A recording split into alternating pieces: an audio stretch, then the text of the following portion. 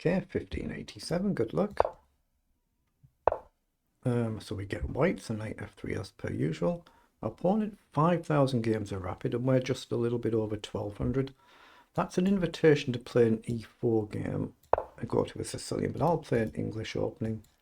So bring the knight up probably. Opponent probably do the same thing, and then we'll figure out what to do. So you can do this, you can do this, you can just go straight in the center. I'm going to go g3 just to break the pawn symmetry up so we don't have an identical structure, and then we'll just try and figure out a plan as we go. Now he launches one in the center. It's possibly good to take, but then I might need to play d4 so our opponent doesn't get too far down the board just before black can play d4. Okay, so I think I need to play d4 now just to stop black playing d4. Got to try and react to your opponent's moves, of course, but now we're okay to castle, and now we have to try and find a way to complete development. Now we could go here. Pawn down isn't a move, is it, for one move? So I like the idea of challenging this pawn structure. Because come down now, I think I'm fine to take. He's played bishop down. He's playing this rather well, actually. Playing this rather well. Does it matter where I go here to guard? But here... yeah, my pawn is still covered here. I think I need to go this way. He's got queen down as well, potentially. I could maybe drop back. We choose to take. Okay. Let's take that pawn. Now, do I go e3 to protect d4, or do I launch one fully? Pawn push is not a thing right now. He's really well covered. So I can go ultra solid. He'll launch down here. I could go here first.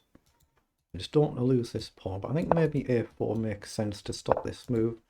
Okay, he's come forward. In that case, I'll prepare a potential pawn push. But I'm still looking at e3 rather than e4, but he's playing this really terrifically to start. So I've got to be very careful here.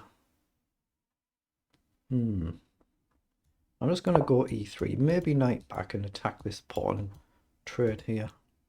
If he takes here, we go here. If he attacks our bishop, he's playing really well, actually, really good. What do I do? That runs into this. Do I have to go here then? I think I do, actually.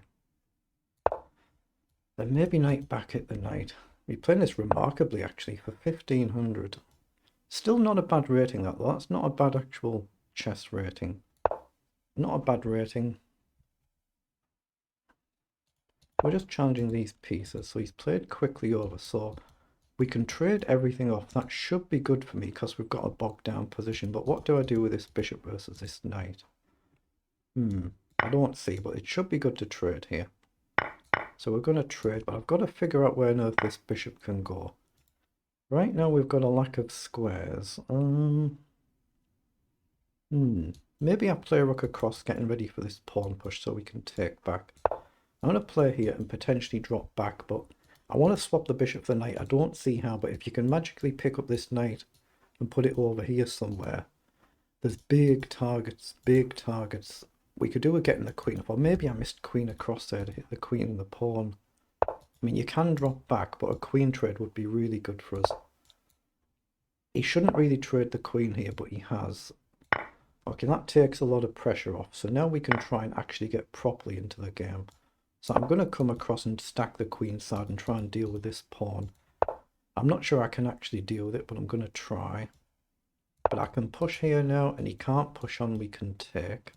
If I can just get rid of this pawn, I've got this one. I think he's going a little bit wrong now. That's the key though. Well, I guess this as well. They're both the key. If we can get rid of the two of them, we then end up with 5 against 3. And I think I can play rook across here, and I don't see how he protects it. So let's come here. So that's one of them. We then need to stack up on the other one. He needs to basically get his rooks behind his pawn, get both of them there, before we can gang up on it. So he needs to get this other rook back. He's not doing that. I think we just make it obvious then and go after this. We don't want to let his king too far in either. But I can go here now and win this pawn, but I don't really want to allow this. I don't think there's any need to. So let's play h4. If he marches forward, we just want to get up before he gets his king in. But he's gone across now, so now we'll come across and target this pawn. I don't think he can guard it, so we should be left with a protected passed pawn. He's just been a little bit slow to get that concept of guarding this. So now if I check here, if he comes forward, we've got to stop him getting his king in. Got to stop that. I could go up there immediately. I think I can do that. There's no need to grab that in one move, because he still can't protect it even if he pushes it. So there. Okay, I think we can throw a check in, then potentially take if he comes this way. There's no desperate rush to get this, but we need it at some point. Ooh, can I throw a nasty move in here? But if he goes here check, he can actually block, but then we've got another check. That looks nasty, doesn't it? Does it work? Say he just grabs the pawn. He is threatening a check, but if he takes, we have a rook here. He takes, we check, we attack the rook. If he blocks, we can attack the rook again here. And that might actually be a checkmate as well. It looks interesting, doesn't it? Let's play it.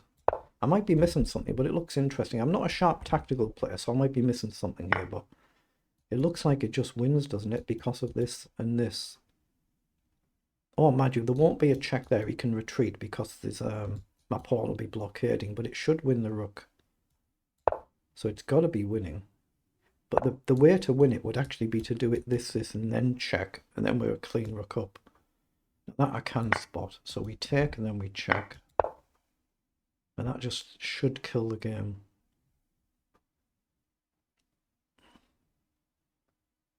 He's got to step back. And that just kills the game. I'm not a really sharp tactical player, more slow positional player. But let's see what it was in engine speak. Now, it was a good... I played the opening really well. That's what it felt like. Let's just see what that was in engine language. 37 moves. They're the move times for both players. He's playing it really, really quick. Probably too quick for a rapid game. You don't want to play it too quickly in a 10-minute game. But you can see somebody who knows what they're doing. Somebody who's got a good grasp of the fundamentals. So, very good effort there. Yeah, we are worse out the opening. I knew he was playing the opening well, and we've blundered somewhere. We're minus 2.3. I knew he was playing it very well. It's 88 and 82 on the accuracy. Lots of mistakes and blunders from both of us. So let's just take a flick through. Nothing being flagged in the opening phase at all. It's when we get towards this middle phase.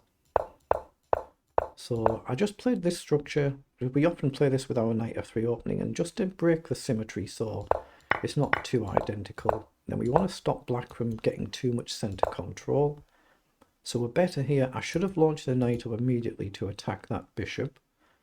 Okay, there's always something to learn when you do these reviews. So in your own games, take as long as you need. There's always something to learn. Now, we should have played the knight in to attack our bishop here instead of castling. And this is about where it turns in the next few moves. So again, instead of a4, I should have been a bit more aggressive and gone after his bishop there. Should have been a bit more aggressive. So this is back to level, and bishop in was good, so rook was okay, but it's just getting slightly better for our opponent here. They're getting more space. We're getting a bit bogged down. I didn't see what better to do than queen across there. Apparently I should have played the rook across instead of the queen, and I guess the bishop can drop back to the diagonal to a1 to keep it on this diagonal. Then f6 was a blunder, and we're suddenly back in it. But even here on move 23, we're just still level. So knight was okay, queen up was a blunder, knight takes was good, but I should have just ignored it here and dropped the bishop calmly back to attack this pawn. I guess you could plant the bishop if I do that.